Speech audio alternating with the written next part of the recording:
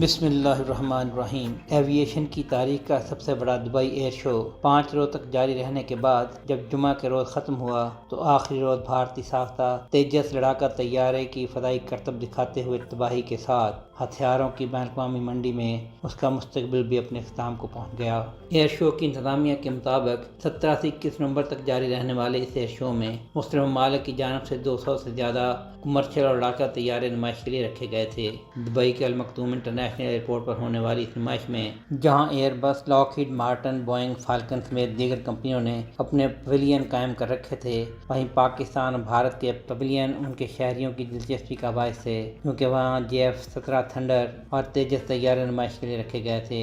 اس بات کا بھی چرچا ہو رہا ہے کہ بھارتی فضائیہ کی ایئر شو میں شامل ٹیم کے لوگ تھنڈر کے ساتھ سیلفیاں بناتے رہے۔ ایئر شوز طیارہ ساز اداروں کو اپنے کمرشل لڑاکا طیاروں کی خصوصیات دنیا کو دکھانے کا موقع دیتے ہیں۔ ایسے میں اگر کسی ملک کا طیارہ ایئر شو کے دوران ہی تباہ ہو جائے تو یہ بہت بڑا دھچکا ہوتا ہے۔ خیال رہے کہ دبئی ایئر شو کے آخری روز تیجس لڑاکا طیارے کا یہ دوسرا حادثہ ہے۔ اس سے قبل مارچ 2024 میں بھارت کی مغربی ریاست راجستھان میں بھی ایک تیجس طیارہ گر کر تباہ ہو چکا ہے۔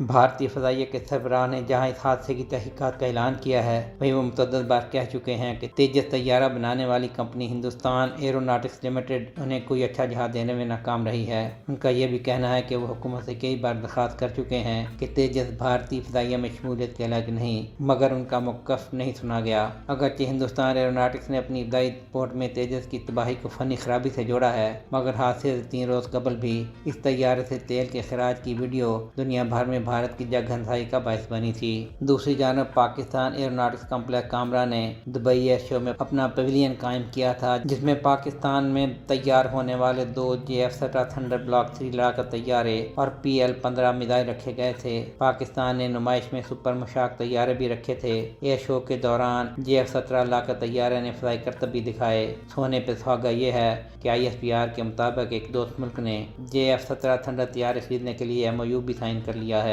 سہیل شہریار، پاک نیوز۔